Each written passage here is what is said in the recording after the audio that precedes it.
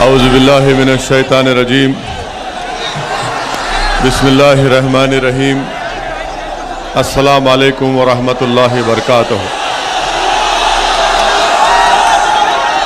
शह नशीन पर तशरीफ़ फरमा उत्तर प्रदेश के मजलिस इत्तेहादुल मुस्लिमीन के सदर मोहतरम जनाब शौकत अली साहब, जौनपुर के ज़िला सदर इमरान बंटी साहब, जनरल सेक्रेटरी अशर साहब, नुमान नदवी साहब, अदील अलवी साहब, जावेद सिद्दीकी, शफीउद्दीन साहब, दिलराज बाबू एडवोकेट, अयाज अहमद, कमालुद्दीन साहब,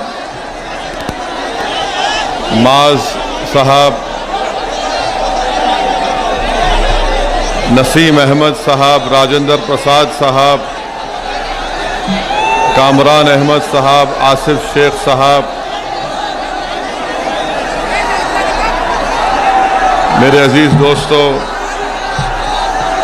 और बुज़ुर्गों,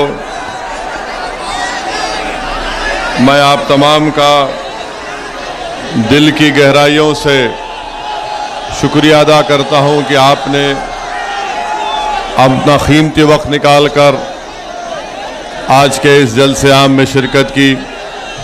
मैं अल्लाह से सिर्फ दुआ कर सकता हूं कि अल्लाह सुब्हानहू तआला आपके दिल में और मजलिस इत्तेहादुल मुस्लिमीन की मोहब्बत पैदा करे और इंशाअल्लाह ताला ये मोहब्बत हमको आने वाली इंतखाबात में आपके वोट और दुआओं से मजलिस के उम्मीदवारों को कामयाब करके उत्तर प्रदेश की सियासत में हम एक तारीख़ को रकम करेंगे और इंशाअल्लाह ताला आपका ये इत्तेहाद, आपका ये मोहब्बत, आपका ये जज्बा इंशाअल्लाह ताला ज़रूर उत्तर प्रदेश की मज़लूम कौम के लिए एक नई तारीख़ रकम करेगा।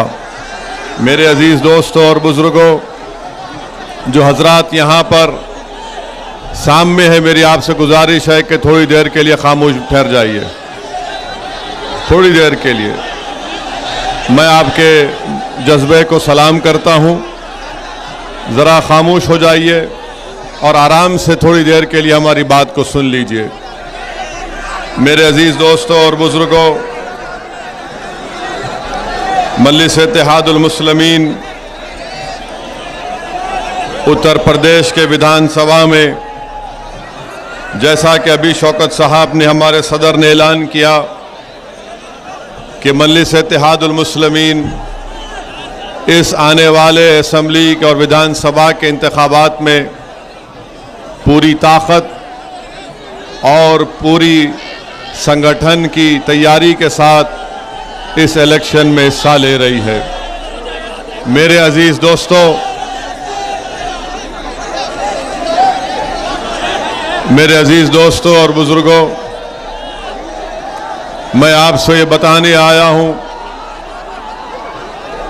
कि उत्तर प्रदेश में इतनी बड़ी तादाद में मुस्लिम अक़लियत रहती है और आपके पास अपनी कोई सियासी ताकत नहीं है, आपके पास अपनी कोई लीडरशिप नहीं है, आपके पास अपने कोई वोटों से मुंतखब शुदा नुमाइंदे नहीं है।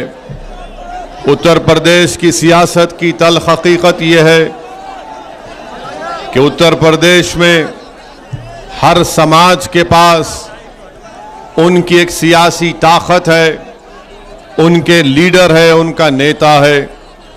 इसीलिए उनके मसाइल को, उनकी तकालीफ को सुना जाता है और उनसे नाइंसाफ़ियों को ख़त्म करने के लिए सरकार किसी की हो, चाहे भाजपा की हो, समाजवादी की हो या बीएसपी की हो, उन समाज से इंसाफ किया जाता है। आप इस बात का अंदाज़ा लगा लीजिए कि इतनी बड़ी तादाद में उत्तर प्रदेश में मुसलमान बसते हैं और इतनी बड़ी तादाद में रहने के बावजूद भी मुसलमानों से इंसाफ नहीं किया जाता। मुसलमानों से इंसाफ इसलिए नहीं किया जाता क्योंकि उत्तर प्रदेश के मुसलमानों का ये जानते हैं कि आज इन मुसलमानों के पास इनकी लीडरशिप नहीं है, इनके वोट से मुंतखब शुदा इनके नुमाइंदे नहीं है। इसीलिए ये तमाम नाइंसाफियों का सिलसिला चलता रहता है।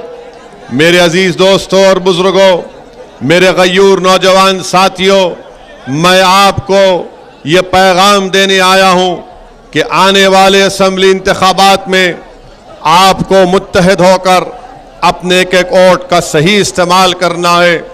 आपको डरने और घबराने की ज़रूरत नहीं है। मैं आपसे ये गुजारिश इसलिए कर रहा हूं कि मजलिस इत्तेहादुल मुस्लिमीन जहां कहीं भी इलेक्शन लड़ती है तो मजलिस के खिलाफ ये इल्ज़ाम लगा दिया जाता है कि मजलिस अगर लड़ेगी तो फलां जीत जाएंगे, बीजेपी जीत जाएगी। अगर मुसलमान मजलिस को वोट देगा तो इससे दूसरी पार्टियों का फायदा होगा। मैं आपको ये बताने आया हूं कि आपने 60 साल हर उस पार्टी का साथ दिया जिसने आपसे वादा किया था कि वो आपकी जान की तहफ़्फ़ुज़ करेगी, वो हमारे मस्जिद की हिफाजत करेगी, वो हमारे नौजवान बच्चों का एक मुस्तकबिल रोशन करेगी।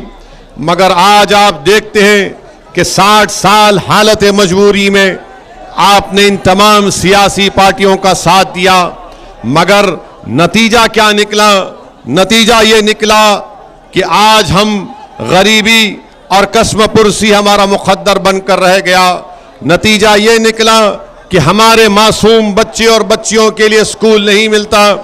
नतीजा ये निकलता है कि हमारे गांव और हमारे महल्ले जात में कोई तरक्याती काम नहीं किए जाते। नतीजा ये निकला कि हमारा नौजवानों को उनकी जवानी जेल में डालकर उनके मुक़द्दर को, उनकी जवानी को बर्बाद कर दिया गया। मेरे अजीज दोस्तों और बुजुर्गों, इस हालात को, इन हालात को बदलना है और उसको बदलने का एक ही तरीका है कि आप मुत्तहिद हो जाइए और मुत्तहिदा अपने वोट का इस्तेमाल करिए। डरने और घबराने की जरूरत नहीं है।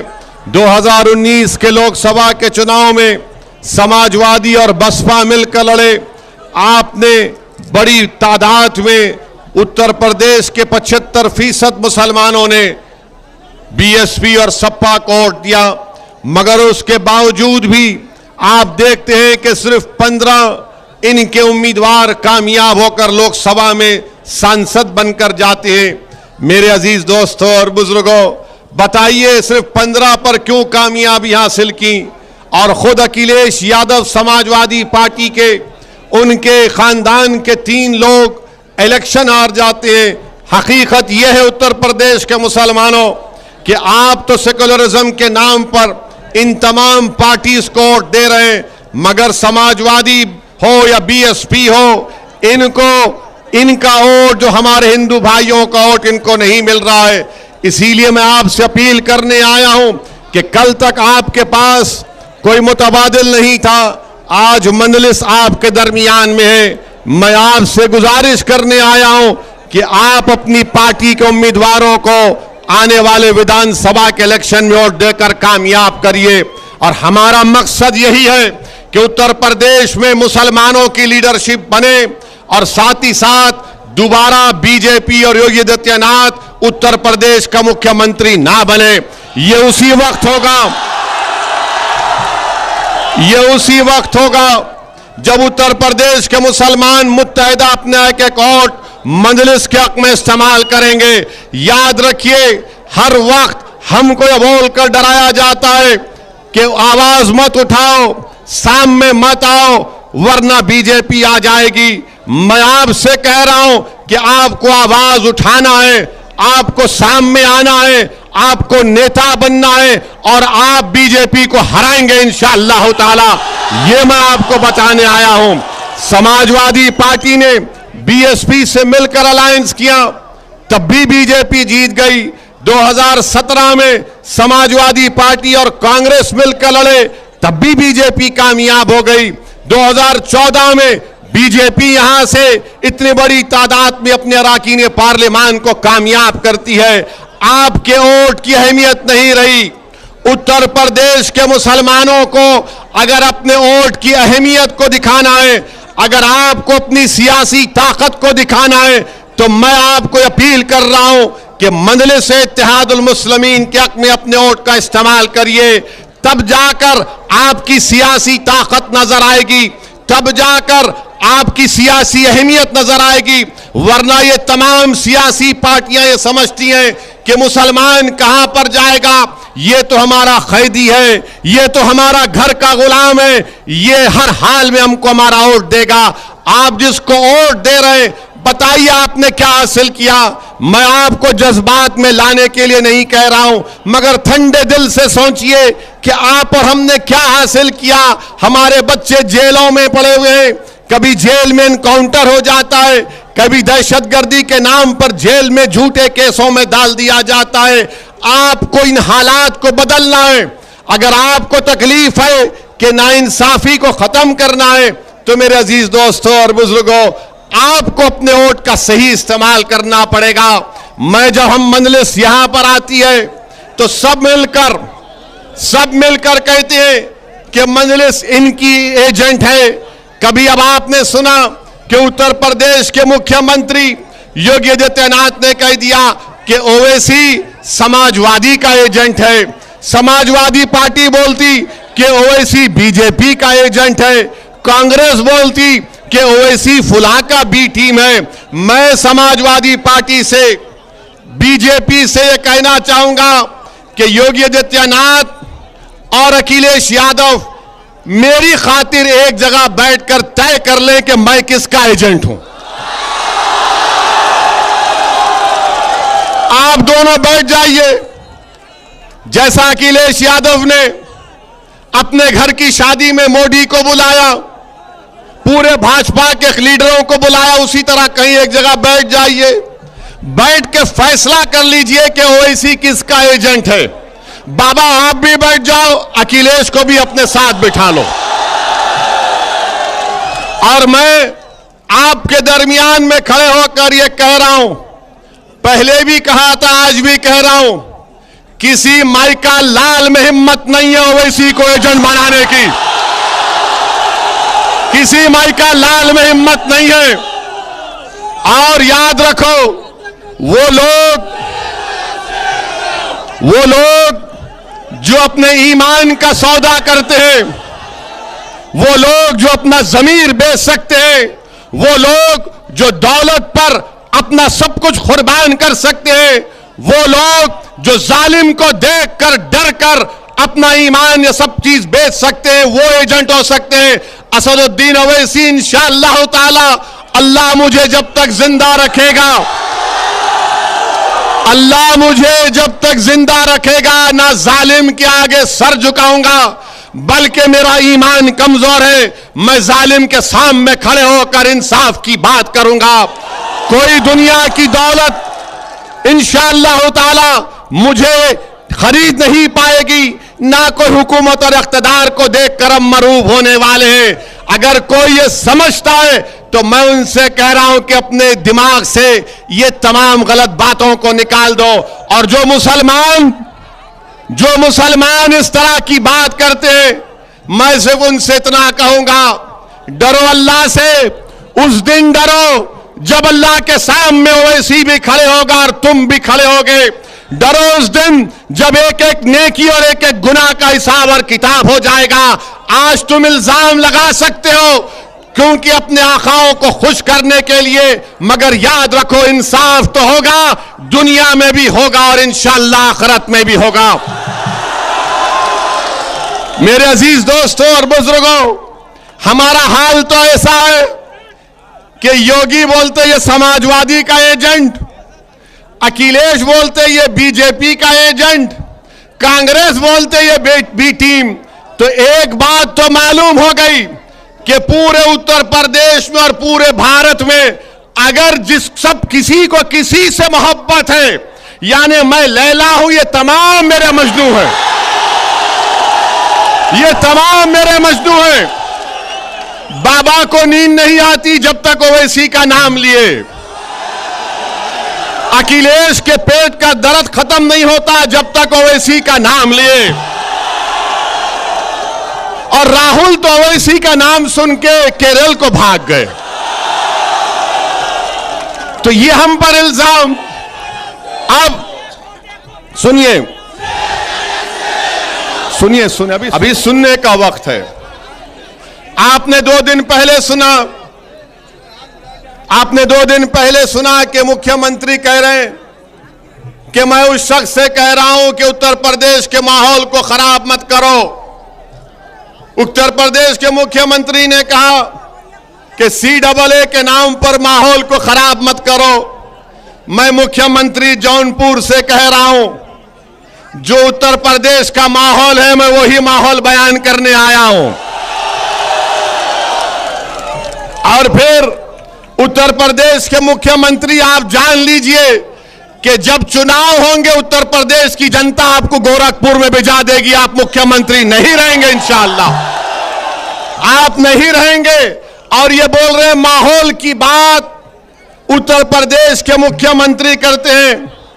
बाबा जरा ये तो बता दो, योगी आदित्यनाथ जरा ये तो बता दो कि उत्तर प्रदेश में जो कल नेशनल फैमिली हेल्थ सर्वे आया, उस सर्वे में यह बात उत्तर प्रदेश के बारे में बताई गई कि उत्तर प्रदेश की जनता अपने जेब से पहले से ज्यादा खर्चा करती है अपना इलाज कराने के लिए। बताओ बीजेपी वालों, क्या यह सच है या झूठ है? National family health survey Modi की सरकार करती है। दिल्ली में मोदी कह रहे हैं कि उत्तर प्रदेश की जनता सेहत और अस्पताल जाने के लिए ज्यादा पैसे खर्चा करती है। मोदी की सरकार कह रही है कि उत्तर प्रदेश में बच्चों की पैदाइश बहुत कम हो गई, मगर योगी बोल रहे मुसलमान बहुत पैदा कर रहे हैं। अब बताओ बीजेपी वालों, मोदी झूठ बोल रहे हैं या बाबा झूठ बोल रहे हैं?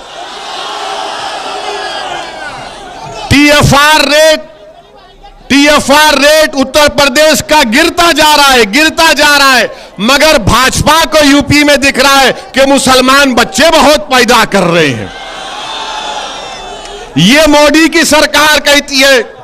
तीसरा, वो नेशनल फैमिली हेल्थ सर्वे यह भी कहता है कि उत्तर प्रदेश में 6 महीने से 60 महीने के दरमियान में जो बच्चे पैदा होते हैं उनमें खून की कमी होती है। 6 महीने से 60 महीने के दरमियान जो बच्चे उत्तर प्रदेश में मासूम बच्चे और बच्चियां हैं वो एनीमिक हैं, उनको खून की कमी है।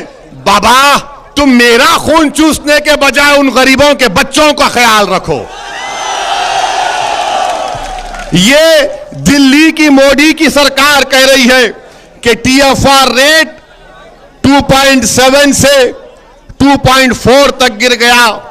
और बाबा कह रहे हैं मुख्यमंत्री के माहौल उत्तर प्रदेश में। मेरे अजीज दोस्तों और बुजुर्गों, यहां पर 50% महिलाएं उत्तर प्रदेश में एनीमिक हैं, यानी खून की कमी है। आप कौन सी सरकार दे रहे हैं? आप कौन सा काम किए 4.5 साल में जिसकी बुनियाद पर बीजेपी कह रही है कि हो जाएगा, कामयाब हो जाएंगे? अच्छा, आप ये भी देख लो, पूरे भारत में मोदी की सरकार में सिर्फ 11% बच्चों को खाने को खाना मिलता है। कौन सी सरकार बीजेपी दे रही है? सिवाय ठोक दो, बुलडोजर चला दो। अरे, इस तरह की बातें करने से कुछ हासिल नहीं होगा। अब आप ये देख लीजिए, बीजेपी की सरकार में, जब बीजेपी की सरकार बनी अप्रैल 2017 में, उस वक्त यह कहा गया था कि डबल इंजन की सरकार, कहा गया था ना कि मोदी एक इंजन, योगी एक इंजन। अब नहीं मालूम बड़ा इंजन कौन सा था, छोटा कौन सा था। कहा गया डबल इंजन। अच्छा, डबल इंजन में क्या हुआ? उस वक्त 2017 में आप अंदाजा लगाइए कि इतने लोगों को जिनके पास नौकरी नहीं थी मगर नौकरी चाहते थे, उस वक्त 40 लाख थे 2017 में, अब अगस्त 2021 आते आते 56 लाख हो गया है। यानी 16 लाख लोग नौकरी करना चाहते हैं, बढ़ गए। बताओ बीजेपी वालों, ये झूठ है या सच है? आप अंदाजा लगाइए। फिर उसके बाद 2017 में 38% लोगों के पास जॉब था। आज कितने लोगों के पास नौकरी है बताओ? उससे कम। हालात इतने खराब हो गए उत्तर प्रदेश में कि नौजवान चाहे किसी जात और बरादरी का हो, किसी मजहब का हो, उसके पास नौकरी नहीं है।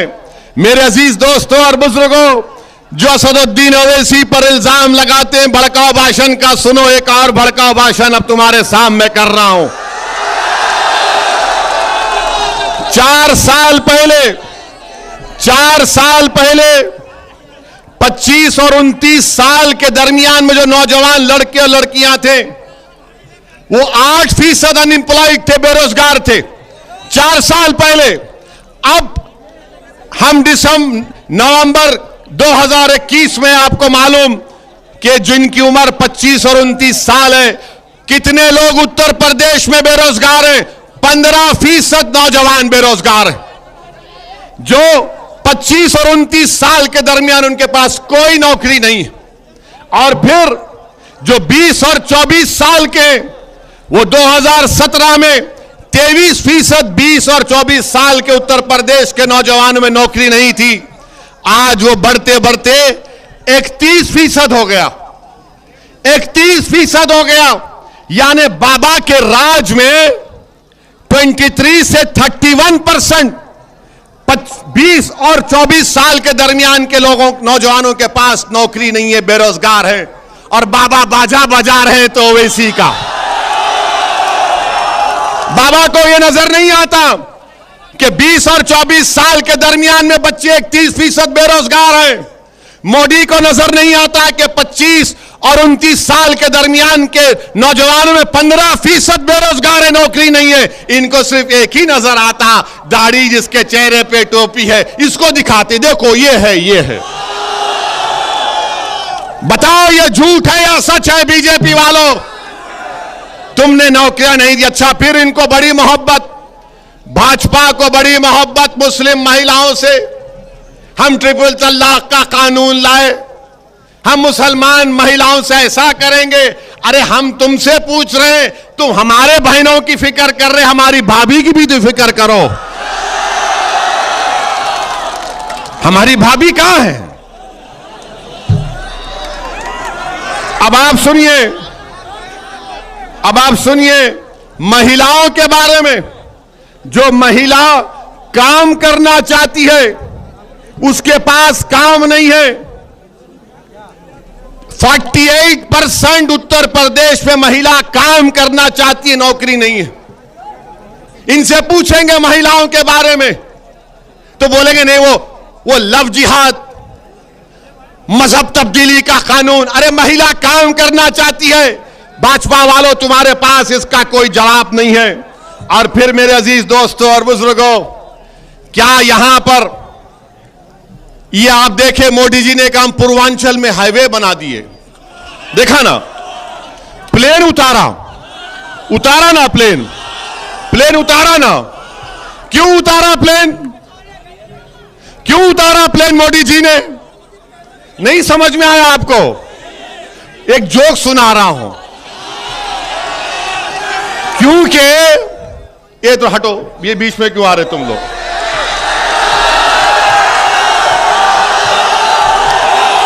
मोदी जी ने, सुनिए, मोदी जी ने प्लेन क्यों उतारा? इसलिए उतारा कि उत्तर प्रदेश की जनता को बताने के लिए, सुनो, उत्तर प्रदेश की जनता को बताने के लिए कि भाइयों बहनों, पेट्रोल इतना कीमती हो चुका कि सिर्फ मैं ही प्लेन उतार सकता, तो मोटरसाइकिल गाड़ी नहीं चला सकते। इसीलिए प्लेन उतारा। और मोदी जी ऐसा करते उतर रहे थे, फिर गाड़ी में बैठे और मुख्यमंत्री को अकेला छोड़ दिए। किसी उत्तर प्रदेश के शातिर नौजवान ने एक वीडियो बना दिया बाबा को दिखाते हुए कि अकेले अकेले कहां जा रहे हो। क्या पेट्रोल डीजल महंगा नहीं हुआ? क्या पेट्रोल डीजल महंगा नहीं हुआ? क्या सरसों का तेल महंगा नहीं हुआ? क्या गैस का सिलेंडर महंगा नहीं हुआ? महंगाई नहीं बढ़ रही है? क्या महंगाई नहीं बढ़ रही है? तो फिर तुम वोट किसको दोगे? तुम महंगाई को देखकर क्या बीजेपी को वोट दोगे? तुम क्या पेट्रोल की डीजल की कीमत देखकर बीजेपी को वोट दोगे? तुम क्या गैस का सिलेंडर जो 1400 रुपये हो चुका है, क्या तुम बीजेपी को वोट दोगे? क्या तुम सरसों के तेल को अपने खाने में मिलाओगे या पानी को मिलाकर खाना पकाओगे? बताओ तुम किसको वोट दोगे फिर? मेरे अजीज दोस्तों और बुजुर्गों, बीजेपी कीमतों को कम करने में नाकाम साबित हुई है। कीमतों को कम करने में नाकाम साबित हुई है। और मोदी जी बात करते हैं कि हमने वो बना दिया, हमने ये कर दिया, हमने फुला कर दिया। और ये योगी आदित्यनाथ कहते हैं ओवैसी फुला है, ऐसा कर देंगे, फुला कर देंगे। याद रखो बीजेपी वालों, मैं मरने को तैयार हूं, तुम मारने तैयार हो? मुझे बताओ। मैं जहां कहीं भी जाता हूं, मैं जहां कहीं भी जाता हूं, यही समझता हूं कि कल शाम तक या मैं जिंदा नहीं रहूंगा या सुबह का सूरज नहीं देख पाऊंगा। यह मेरा ईमान है, यह मेरा ईमान है। और अगर ये लोग समझ रहे हैं कि हम मौत से डरते, नहीं डरते मौत से। हम मौत के बाद जो हिसाब होगा उससे डरते, मौत से नहीं डरते हम।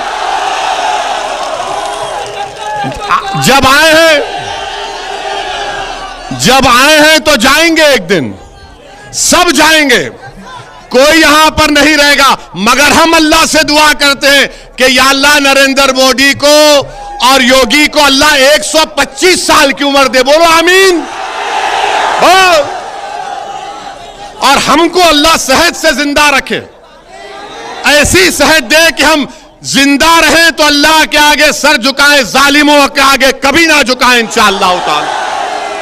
और फिर ये दूसरा, इनका बहुत बड़ा शिजरा है आपके जौनपुर के बारे में। अभी हम बनारस एयरपोर्ट से आ रहे थे, विकास हम खुद देख लिए, गाड़ी चलती नहीं है।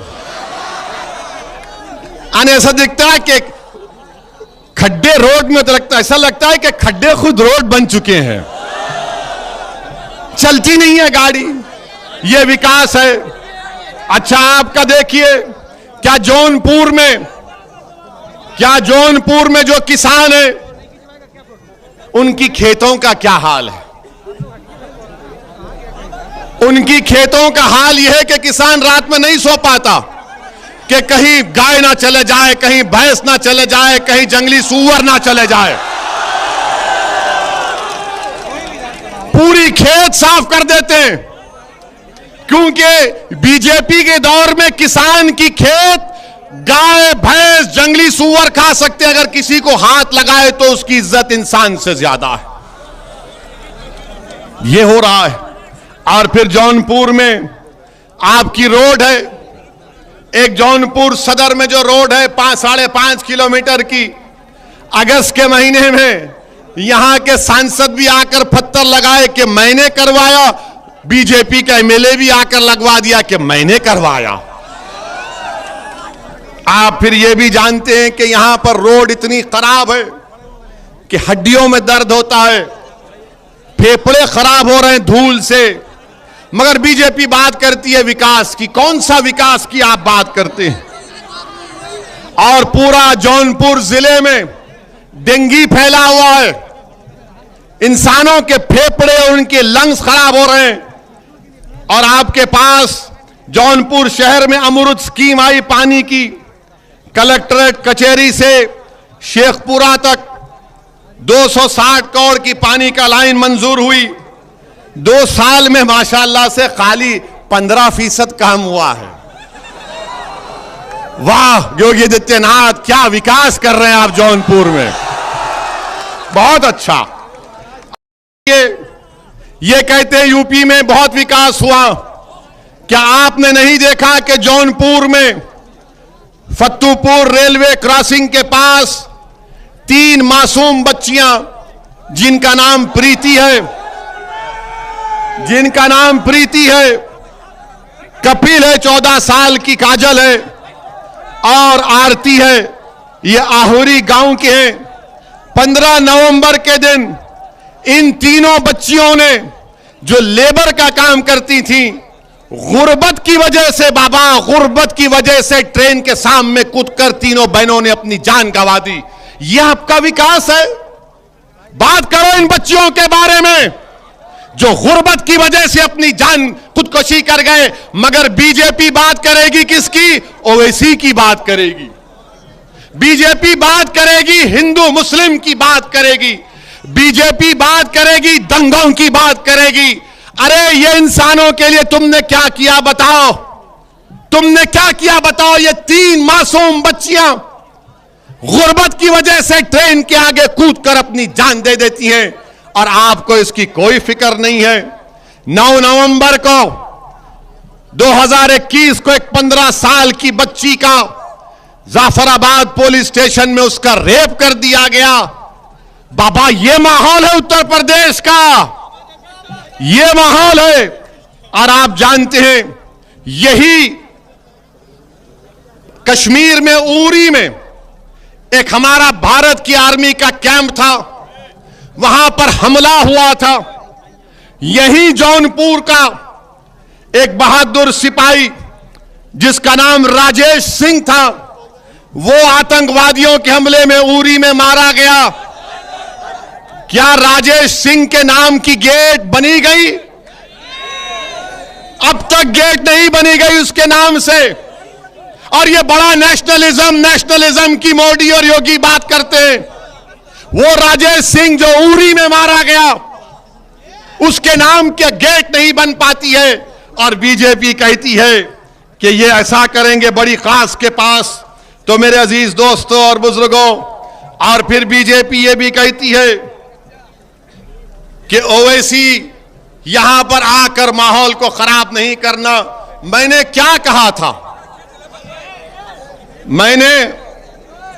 अरे आप हमारी आवाज को सुनो, हमको सुनो, बस छोड़ दो। तुम्हारे सामने योगी खड़ा हुआ है, सुनो। इनको एतराज है कि मीडिया के लोग बैठ जाएं। मैं तुमसे क्या कह रहा हूं, मेरी बात सुनो। हमारे सामने योगी है, मोदी है, अखिलेश है, हमारे सामने आरएसएस है, विश्व हिंदू परिषद है, बजरंग दल है, सब है। मगर तुम्हारे दिलों तक अगर मेरी बात पहुंच गई तो वही काफी है। मुझे देखने की जरूरत नहीं है, अल्लाह हम सबको देख रहा है। हमको काम करना है मिलके। क्या तुम मेरे साथ दोगे? क्या तुम हमारी आवाज को समझोगे? क्या तुम मिलकर लड़ेंगे इंशाअल्लाह ताला? क्या तुम जालिमों से डरोगे? क्या तुम हुकूमत से डरोगे? क्या तुम अपने वोट का इस्तेमाल करोगे? क्या तुम मुत्तहिद होकर बीजेपी को हराओगे? क्या तुम मुत्तहिद होकर मंजलिस के उम्मीदवारों को विधायक बनाओगे? इंशाअल्लाह ताला फिर होगा जरूर। तो हमको देखने की जरूरत नहीं है, अपने आप को देखो, अपने हाल को देखो, अपने घर को देखो, अपने बच्चों के स्कूल को देखो, उन जेलों को देखो जो उत्तर प्रदेश में आज मुसलमान 27% जेल में बैठे हैं। 27% उत्तर प्रदेश में मुसलमान जेल में। बताओ फिर कौन उनकी आवाज उठाएगा? कौन उनकी आवाज उठाएगा? लोनी में 6 मुसलमानों को गाय की स्मगलिंग में घुटने पर गोली मारी गई, उसमें एक 18 साल से कम उम्र का बच्चा भी है। उस बच्चे का क्या किया था? उस बच्चे ने गोली मार दी गई। काशगंज में अल्ताफ को पुलिस स्टेशन में मार दिया गया। बताओ उस अल्ताफ ने क्या गुनाह किया था? इल्जाम लगाया कि किसी और की बच्ची को लेकर भागा था, मगर बाद में मालूम हुआ वो बच्ची 18 साल से ज्यादा उम्र की थी। बताओ उन्नाव का फैसल क्या गुनाह किया था? जो तरकारी बेचता था 16 साल का बच्चा जो पुलिस कस्टडी में मर गया। बताओ मेरे अजीज दोस्तों और बुजुर्गों, ये नाइंसाफी नहीं है तो क्या है? बताओ उत्तर प्रदेश के मुसलमानों, मैं आपसे मुखातिब हूं, मैं आपसे शिकायत कर रहा हूं। आखिर सिर्फ 2% हमारे बच्चे उत्तर प्रदेश में ग्रेजुएट क्यों होते हैं? सिर्फ 2%। आखिर 60% ड्रॉप आउट रेट क्यों है? कौन जिम्मेदार है मेरे भाई? हम जिम्मेदार हैं। अगर आप इन सियासी जमात से कहेंगे नहीं, जिस दिन आप अपना वोट का इस्तेमाल करेंगे, मंजलिस को वोट देंगे, आप अपनी सियासी लीडरशिप को बनाएंगे, तो तब आप देखेंगे हालात बदलेंगे। नाइंसाफियों के दौर का खात्मा होगा। कोई हमसे नाइंसाफी करने से पहले सोचेगा। और ये जो समाजवादी पार्टी है, कांग्रेस है, इनके पास अगर कोई मुस्लिम नेता है, वो बेचारा मंच पे आता है तो उससे कहते हट जा, सामने मत आ, वरना बीजेपी आ जाएगी। यानी ये तो वो हो गया वो पिक्चर का डायलॉग कि सो जा वरना गब्बर सिंह आ जाएगा। अब हम तुमसे कह रहे गब्बर आए, गब्बर का दादा आए, हम नहीं सोएंगे, हम ठहरेंगे, आवाज उठाएंगे इंशाअल्लाह ताला। वो गया जमाना कि बीजेपी आ जाएगी। अरे बीजेपी आ जाएगी तो भी मुकाबला करेंगे। जमहूरियत में हमको हक दिया गया है। बीजेपी आती है तो तुमने क्या किया? बीजेपी आई तो हम पर नुकसान हो रहा। हमारे बुनकर भाई, अंसारी भाई, उनका पावरलूम, हैंडलूम बर्बाद हो गया। क्या किया तुमने? हमारा कुरैशी भाई जो बरसों से गोश्त का कारोबार करता, खत्म हो गया। और फिर ये लोग जो कहते हैं कि खामोश हो जाओ वरना बीजेपी आ जाएगी। क्या 2017 तक बताओ समाजवादी पार्टी आपने कितने स्लॉटर हाउसेस का परमिशन दिया था? आपने कितने स्लॉटर हाउसेस का परमिशन रिन्यूअल कराया था? आपके पास कुछ भी नहीं है, कुछ जवाब देने को नहीं है, मगर सिर्फ क्या कहेंगे, नहीं मंजलिस लड़ेगी तो वोट डिवाइड हो जाएगा। अरे डिवाइड तो तुम्हारा वोट हो चुका है ना। 2017 में यहां से कांग्रेस के कैंडिडेट कौन थे? नदीम थे ना? ये दोनों अखिलेश और राहुल मिले थे ना? क्या कहा था? यूपी को इन लड़कों का साथ पसंद है। वो लड़के मिले, ये नदीम लड़का हार गया। हम हराए, मंजलिस हराई। क्यों नहीं पड़ा इनको वोट? क्योंकि मुसलमान ने तो वोट दिया। मुसलमान बड़ा जज्बाती होता है। मुसलमान बड़ा जज्बाती होता है। अगर उसका घर जल रहा है और सामने वाले का जल रहा है तो बोलता नहीं उसके घर को बचाऊंगा पहले जाके। ये हमारा जज्बा है, ये जज्बा हमारा है। मगर अब आपसे हम कह रहे पहले घर की आग को बुझाओ। याद रखो मुसलमानों, अगर आप मस्जिद में नमाज पढ़ते हैं और मस्जिद में इमाम साहब गलती करते हैं तो मस्जिद के बाहर खड़े होकर किसी को हक हासिल नहीं है कि पुकार करके इमाम साहब आपने रुकू करना भूल गए। जो जमात में होगा, जो नमाज में होगा, वही बोलेगा इमाम साहब सुभान अल्लाह। इमाम साहब को तब समझ में आता कि हाँ गलती हुई है। हमारा हाल ये है कि हम दीवार के पास खड़े रह के बोलेंगे नहीं मंजलिस ये करना था, मंजलिस वो करना था। प्यारे आ जाओ मंजलिस में, मैं तुमको नेता बनाना चाहता हूं, तुम लीडर बनो। हम यहां पर नेता बनने नहीं आए, हम यहां पर नेता बनने नहीं आए। हम तो चाहते हैं, हमारी ख्वाहिश है, हमारी नीयत है और अल्लाह जानता है कि आप लीडर बने। हम आपके पीछे खड़े रहेंगे। मगर उत्तर प्रदेश में मुसलमानों की लीडरशिप बननी चाहिए। आप बनाएंगे नहीं बनाएंगे? आप लीडर बनेंगे मुसलमानों के नहीं बनेंगे? आप मुसलमानों के सिपे सालार बनेंगे नहीं बनेंगे? आप मुसलमानों के कायद बनेंगे और बनेंगे इंशाअल्लाह ताला।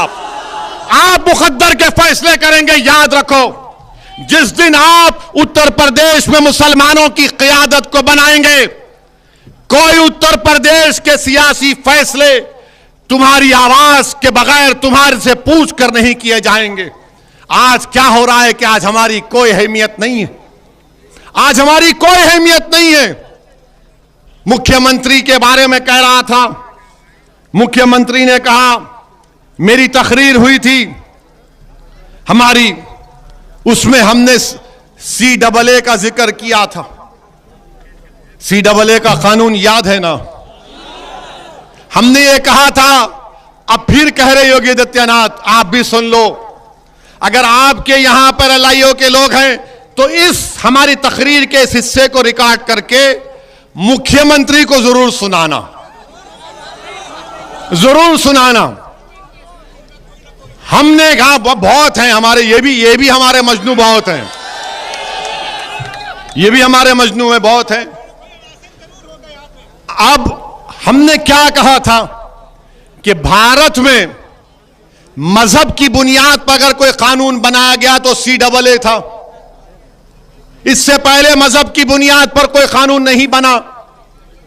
हमने कहा कि यह भारत का संविधान जिसको बाबा साहेब अंबेडकर ने बनाया, यह आर्टिकल 14 का वायलेशन है। मसावात की बात आर्टिकल 14 करता है। मजहब की बुनियाद पर कानून गलत था। हमने ये कहा, हमने ये भी कहा कि CAA को NPR NRC से जोड़कर देखना पड़ेगा। अब आप जितना मजमा यहां पर हजारों की तादाद का, आप मजलिस के पार्टी स्पोक्स पर्सन है। आप क्या बोलते हैं हिंदी में उसको? आप पूरे के पूरे मजलिस के प्रवक्ता हैं। आज से CAA का कानून याद रखो। आप अगर किसी के पास कलम है तो लिख लो। कलम रखो अपनी जेब में मुसलमानों, कलम रखो, क्योंकि इमाम अहमद बिन हंबल रहमतुल्लाह अलैह अपनी जिंदगी के आखिरी वक्त तक इमाम अहमद बिन हंबल रहमतुल्लाह अलैह अपने साथ एक किताब को और कलम को रखते। लोगों ने कहा कि इमाम, आप वक्त के इमाम हैं, आपको कलम और कागज की जरूरत क्यों है? तो इमाम अहमद बिन हंबल ने कहा कि अगर मैं जिंदगी खत्म होने से पहले तक अगर किसी एक बच्चे से भी अच्छी हिकमत की बात सुनूंगा तो उसको लिख लूंगा। तो आपको मैं बता रहा हूं कि CAA पहले मजहब की बुनियाद पर गलत कानून बनाया गया। CAA को अकेले नहीं देखा जा सकता। पूरे भारत का मुसलमान CAA को लेकर बेचैन क्यों है? क्योंकि उसको NPR NRC से जोड़ दिया गया। उसको NPR NRC से जोड़ दिया गया। और NPR क्या है? आपको मालूम NPR NRC क्या है? कल अगर सेंसस होगा उत्तर प्रदेश में तो सेंसस करने वाले आपके घर को आएंगे। आपका नाम, आपका मजहब, आपकी पासपोर्ट की कॉपी, आधार कार्ड, आप कहां पैदा हुए, वालिद वालदा कहां पैदा हुए, उनका कागज पूछेंगे और एक लिस्ट बनाकर तहसीलदार के दफ्तर में पहुंचा देंगे। वो तहसीलदार ये कहेगा कि ये डाउटफुल सिटीजन है, शहरी है। फिर आपसे कहा जाएगा असदुद्दीन ओवैसी से कि बताओ तुम इस भारत के शहरी हो या नहीं हो। अब मुझे भागना पड़ेगा, ये कागज वो कागज, ठीक है हमने कुछ लाके दे दिया। फिर उसके बाद तहसील के ऑफिस में लिस्ट लगाई जाएगी। वहां पर ये संघ परिवार के लोग जाएंगे और जहां जहां मुसलमान का नाम रहेगा वो बोलेंगे ये डाउटफुल है, ये डाउटफुल है, ये भारत का शहरी नहीं है। फिर हमको अपनी शहरियत को साबित करना पड़ेगा। ये NPR NRC है, इसके खिलाफ हम हैं।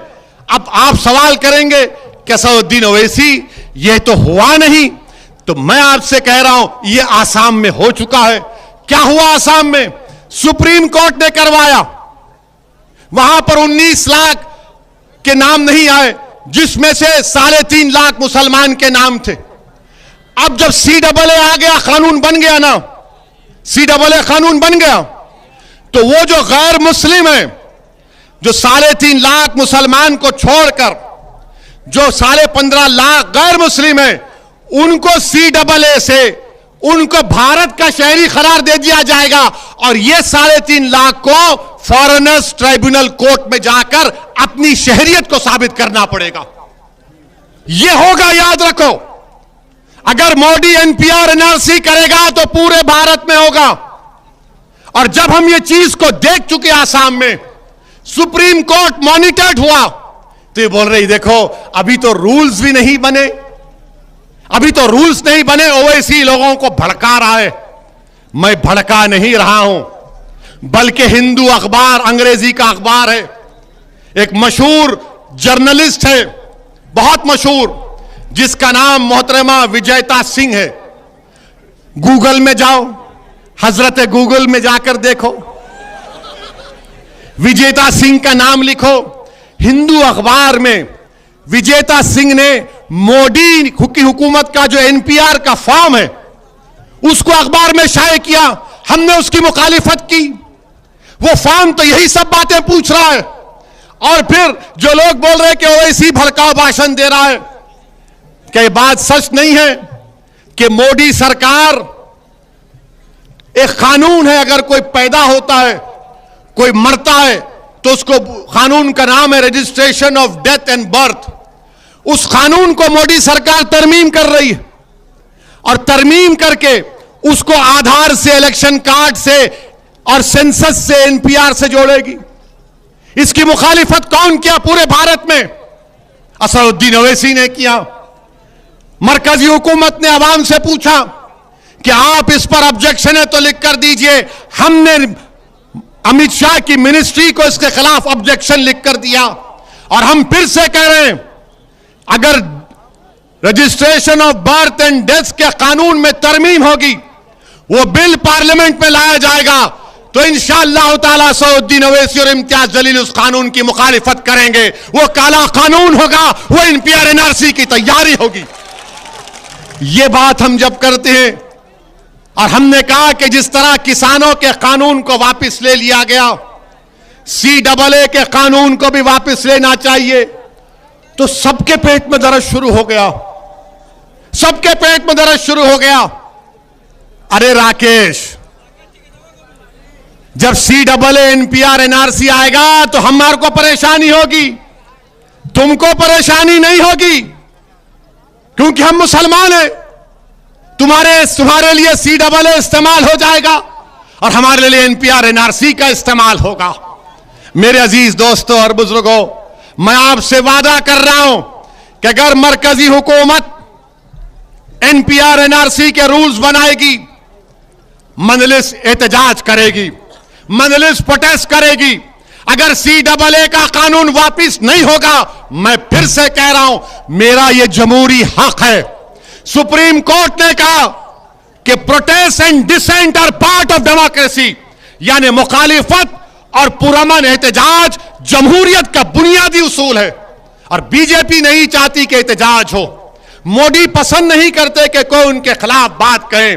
मैं आज जौनपुर से उन तमाम किसानों को सलाम करता हूं, उनको सलाम करता हूं जिन्होंने एहतजाज किया, टस से मस नहीं हुए। और जो लोग आज आकर मुझसे कह रहे हैं असदुद्दीन ओवैसी इस पर बात मत करो, तो किसानों के पास जाकर अगर किसी ने कहने की हिम्मत क्यों नहीं की कि सुप्रीम कोर्ट ने तो सस्पेंशन में कर दिया था ना किसान के कानून को, उनसे कहना था कि खामोश हो जाओ। अरे यहां तो कानून बन चुका है पार्लियामेंट में, मैं आसाम में देख चुका हूं क्या हो रहा है। हम कैसे खामोश बैठेंगे? हम खामोश नहीं बैठ सकते। नरेंद्र मोदी की सरकार को CAA के कानून को वापस लेना चाहिए, यह हमारा मुतालबा है। क्या आप सब इसकी तायीद करते हैं? क्या CAA का कानून वापस होना चाहिए? क्या CAA का कानून वापस होना चाहिए? जिस तरह किसान कानून वापस हुआ, क्या जौनपुर की जनता CAA कानून की वापसी का मुतालबा करती है? तो जोर से नारा लगाइए, नारे तकबीर।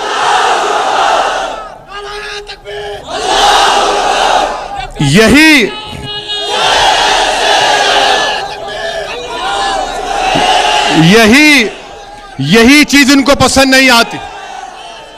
और हम अपने भाइयों से कहना चाह रहे हैं, जब NPR NRC होगा तो सिर्फ मुसलमान नहीं, दलित को भी, यादव को भी, राजभर को भी, ब्राह्मण को भी, सबको लाइन में खड़ा रहना पड़ेगा। सबको लाइन में खड़ा कर देंगे मोदी जी, सबको लाइन में खड़ा कर देंगे। बोले कागज लाओ। मेरे अजीज दोस्तों और बुजुर्गों, इन अहम बात पर आपकी तवज्जो चाहता हूं और मैं आपसे वादा कर रहा हूं कि उत्तर प्रदेश के असेंबली इलेक्शन में आप मजलिस इत्तेहादुल मुस्लिमीन के उम्मीदवारों को अपना विधायक और MLA बनाइए। ये विधायक जब जीतकर उत्तर प्रदेश की विधानसभा में जाएंगे, ये तमाम के तमाम एक आवाज में उत्तर प्रदेश की विधानसभा में खड़े होकर इस बात का मुतालबा करेंगे कि CAA का कानून वापस लेना चाहिए, NPR NRC के रूल्स नहीं बनने चाहिए। आप मजलिस को वोट दीजिए, मजलिस को कामयाब करिए। हमारा विधायक जीत कर जाएगा तो आपकी बात करेगा, जौनपुर की डेवलपमेंट की बात करेगा, उत्तर प्रदेश के मुसलमानों के इंसाफ की बात करेगा और तमाम मजलूम आवाम के इत्तेहाद की बात करेगा। मेरे अजीज दोस्तों और बुजुर्गों, हिम्मत और हौसले को बुलंद रखिए और याद रखिए कि जो लोग हमसे कह रहे हैं कि जाओ जाकर मोदी से कहो, उनसे कहो, अरे याद रखो, तुमने दुनिया के सामने रोकर अपनी बेबसी का इजहार किया। हां, हम भी रोते हैं, मगर दुनिया के सामने नहीं, रब्बे करीम के सामने सर झुकाकर हम रोते हैं कि या अल्लाह, इस कौम को, तेरे हबीब की उम्मत को इस मुल्क में इज्जत से नवाज दे। हम अल्लाह के खौफ से रोते हैं, हम अल्लाह के खौफ से रोते हैं, रसूल रहमत सल्लल्लाहु अलैहि वसल्लम की मोहब्बत में रोते हैं। मगर मुसलमानों, जालिमों के आगे रोना नहीं, जालिमों के आगे रोना नहीं, अल्लाह के आगे सजदों में जाकर भीख मांगो, वहां पर आंसू टपकाओ। अरे ये लोग डरने वाले हैं, इसीलिए रोते हैं। हां, हम रोते हैं, मगर अल्लाह के आगे रोते हैं और अल्लाह हमारी बात को सुनने वाला है, अल्लाह हमारी बात को जानने वाला है। और उत्तर प्रदेश में इंशाअल्लाह ताला आपकी एक क़ियादत उभरेगी। जब तक अल्लाह सुब्हाना व तआला मजलिस इत्तेहादुल मुस्लिमीन को आबाद और शादाब रखेगा, हम आते रहेंगे। मेरी आपसे गुजारिश है कि विधानसभा के चुनाव में मजलिस के उम्मीदवार का निशान पतंग है, पतंग के निशान पर मोहर बटन दबाइए, अपनी पार्टी को कामयाब करिए। दूसरी मर्तबा जौनपुर को आया हूं और बार बार आता रहूंगा। अल्लाह आपके इस मोहब्बत को, इस जज्बे को सलामत रखे। आपका बेहद शुक्रिया। अस्सलाम वालेकुम व रहमतुल्लाहि व बरकातहू। नारे तकबीर, नारे तकबीर, नारे तकबीर। अस्सलाम वालेकुम।